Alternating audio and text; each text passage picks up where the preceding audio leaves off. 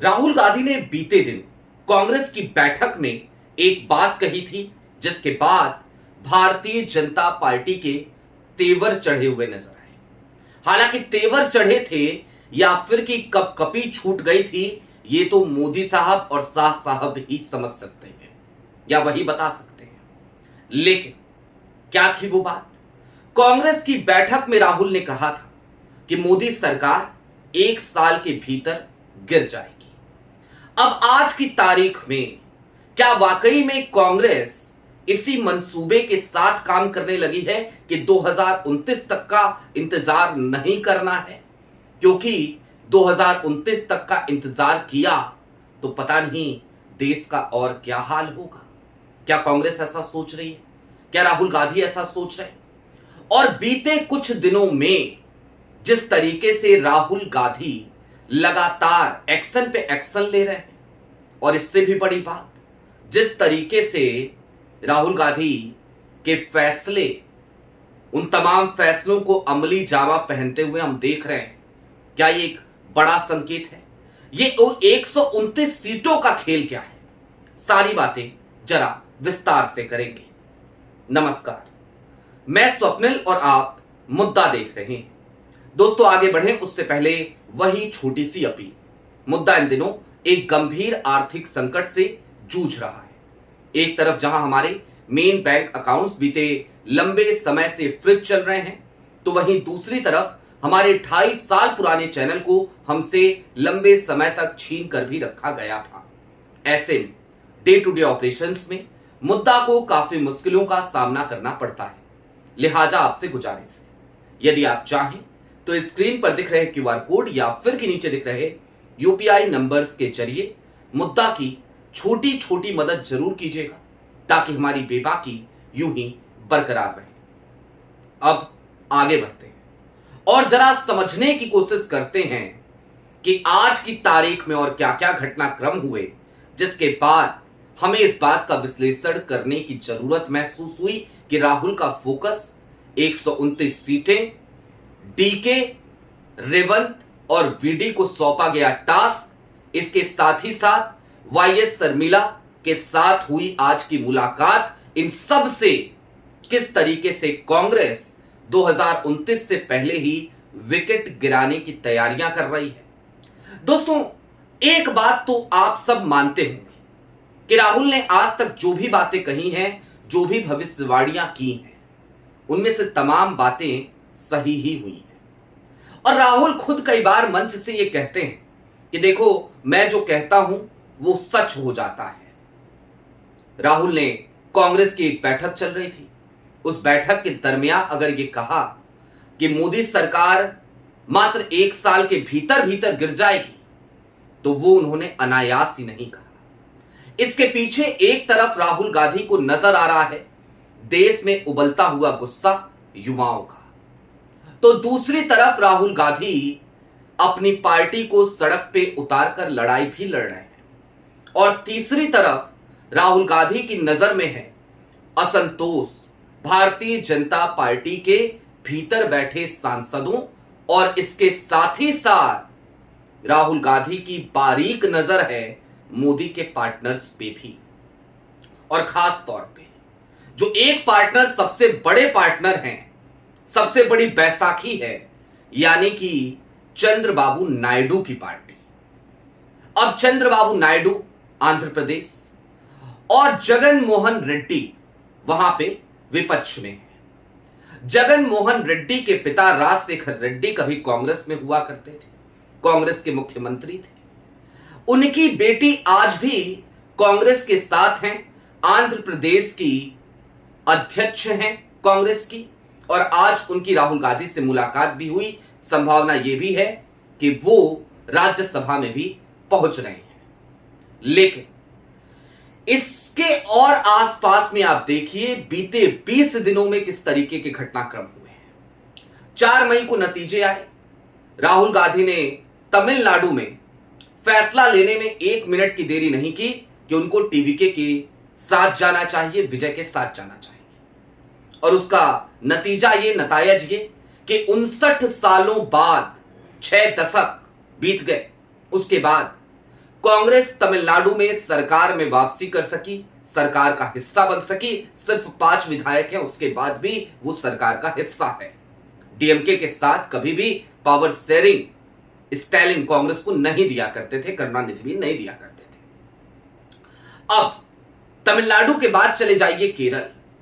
केरल में जनता क्या चाहती है, कांग्रेस का आम कार्यकर्ता क्या चाहता है, उसको सुनते हुए राहुल गांधी ने फैसला लिया और आनन फानन में वीडी सतीशन को जिम्मेदारी सौंप दी गई। एक झटके में हो गया ये भी काम। मीटिंग वगैरह जो चलती है कांग्रेस की वो तो चलती ही चलती है, लेकिन सबसे ज्यादा जो चौंकाता है वो चौंकाता है कर्नाटका। कर्नाटका में जब भी कांग्रेस के भीतर सत्ता परिवर्तन इस तरीके से करने की कोशिश की जाती है ना, बड़ा हंगामा मचता है। आप याद कीजिए राजस्थान में क्या हुआ था, और उसके बाद अगले चुनाव में कांग्रेस चुनाव ही हार गई। किस तरीके के बवाल, किस तरीके के हंगामे मचे थे, उसके बाद भी अशोक गहलोत ने कुर्सी नहीं छोड़ी थी। लेकिन कर्नाटका में राहुल गांधी ने सिद्धारमैया के साथ मीटिंग करी, 1 घंटे की बैठक हुई, तकरीबन 45 मिनट की, और 45 मिनट की बैठक में ही राहुल गांधी का डोटो और सिद्धारमैया का यस बॉस। और बस फिर क्या था, बिल्कुल स्मूथ ट्रांसफर पावर का। डीके शिव कुमार का रास्ता साफ, सिद्धारमैया वहां पर मुख्यमंत्री बनने जा रहे हैं। अब आप कह रहे होंगे कि मैंने 129 सीटों की बात की थी, जरा उन 129 सीटों का भी गणित आप समझ लीजिए। पूरे दक्षिण भारत को अगर मिला ले तो वहां पर 131 सीटें हैं। 1 सीट लक्षद्वीप की है और 1 सीट है पांडुचेरी की। लेकिन 129 सीटें मैं बार बार कह रहा हूं, तो इसका मतलब आप समझिए केरल की सीटें, तेलंगाना की सीटें, तमिलनाडु की सीटें लोकसभा की, और इसके साथ ही साथ आंध्र प्रदेश की सीट। और ये जो बड़े राज्य हैं, यहां की कुल सीटें हैं 129 सीटें, और ये 129 सीटें ही मोदी जी के लिए सबसे बड़ा सरदर्द है। तेलंगाना में अपना पैर थोड़ा बहुत भारतीय जनता पार्टी ने पसारा, लेकिन आज क्या हालत है वहां पर, अगर यह समझना हो तो मंच से जिस तरीके से रेवंत रेड्डी को ऑफर दे दिया था मोदी जी ने कि आप हमारे साथ ही रहिए, हमारे साथ आ जाइए, आपको याद होगा वो अनायास ही नहीं था। मोदी भी समझते हैं कि तेलंगाना में रेवंत जब से बैठे हैं ना, तब से बड़ी मुसीबत खड़ी कर रहे हैं, स्थिति अच्छी नहीं कर रखी वहां पर। दूसरी तरफ आंध्र प्रदेश, अब जाकर के आप कभी भी देखिए, आंध्र प्रदेश में चंद्रबाबू नायडू का सिर्फ एक काम रह गया है, दिल्ली आना, बार्गेनिंग करना, देश की तमाम पीएसयू से जो सरकारी कंपनियां हैं उनसे तमाम तरीके के फायदे लेना, मोदी सरकार से बजट लेना और वापस चले जाना, और बदले में सिर्फ एक ट्वीट कर देना, उसके बाद अपनी राम कहानी में लगे रहना। एनडीए चंद्रबाबू नायडू को तभी याद आता है जब उन्हें दिल्ली आना होता है, कोई बजट लेना होता है, या उनके बेटे नारा लोकेश को दिल्ली आना होता है, कोई मीटिंग करनी होती है। उसके बाद वो एनडीए को तिलांजलि दे देते हैं, भूल जाते हैं, उसके बाद वो एनडीए का जिक्र नहीं करते, एनडीए की बात नहीं करते।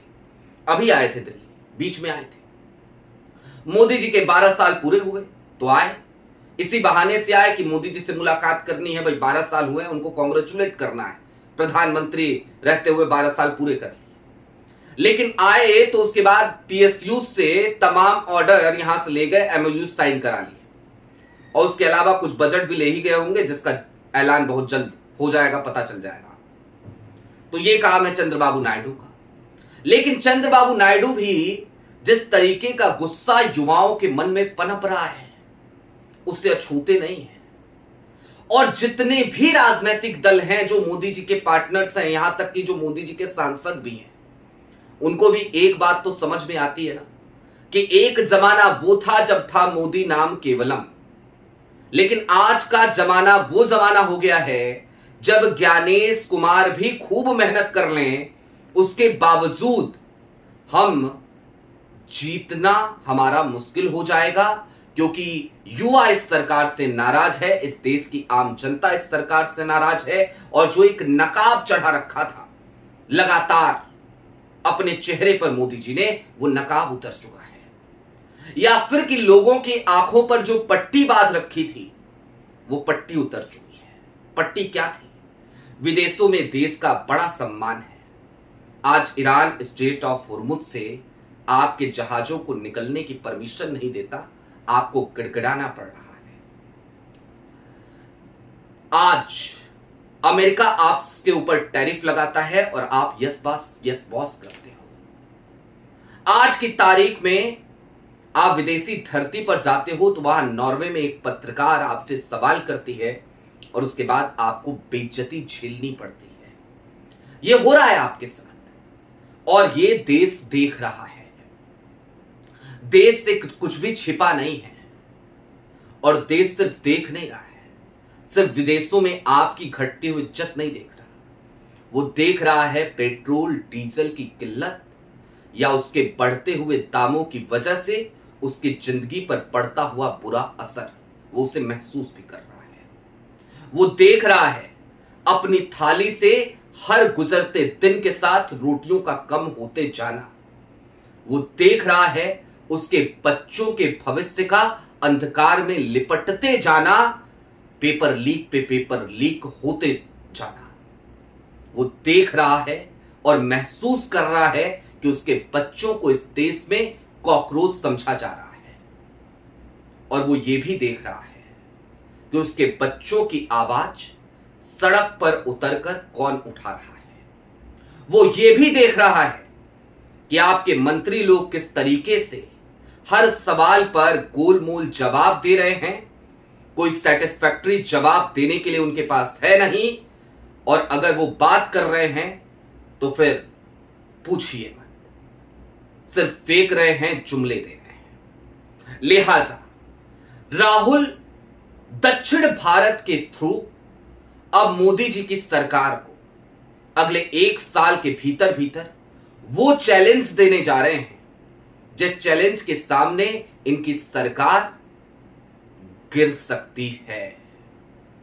और बात सिर्फ दक्षिण भारत की नहीं है, महाराष्ट्र भी दक्षिण भारत से कोई दूर नहीं है। और महाराष्ट्र में भी 7 सांसद शिवसेना के पास हैं, शिंदे के पास हैं, और आलम यह हो चला है कि शिंदे की शिवसेना और देवेंद्र फडणवीस वाली बीजेपी में आपस में कोहराम मचा पड़ा है। हर दिन वहां से भी बुरी खबरें आती हैं जो शाह साहब की नींदें उड़ाने के लिए काफी है। लिहाजा चलते चलते बस इस बात को समझिए कि राहुल ने अगर उस दिन कहा था तो वह अनायास ही नहीं कहा था, और वो आज की तारीख में राहुल गांधी के एक्शंस में दिख रहा है। धड़ाधड़ जो फैसले कांग्रेस में हो रहे हैं उसमें दिख रहा है। और निश्चित तौर पर अब डीके शिव कुमार के पास, वीडी सतीसन के पास, और साथ ही साथ रेवंत रेड्डी के पास, वाईएस शर्मिला के पास एक बड़ा टास्क है राहुल की उस कही गई बात को सत्य साबित कराने में। आपकी क्या राय है वो हमें कमेंट बॉक्स में जरूर बताइएगा। अभी के लिए दीजिए इजाजत। चलते चलते फिर वही अपील, चैनल पर नए हूं तो सब्सक्राइब करते हुए जाइएगा, सक्षम हो तो मुद्दा की छोटी छोटी मदद जरूर कीजिएगा ताकि हमारी बेबाकी यूं ही बरकरार रहे। बहुत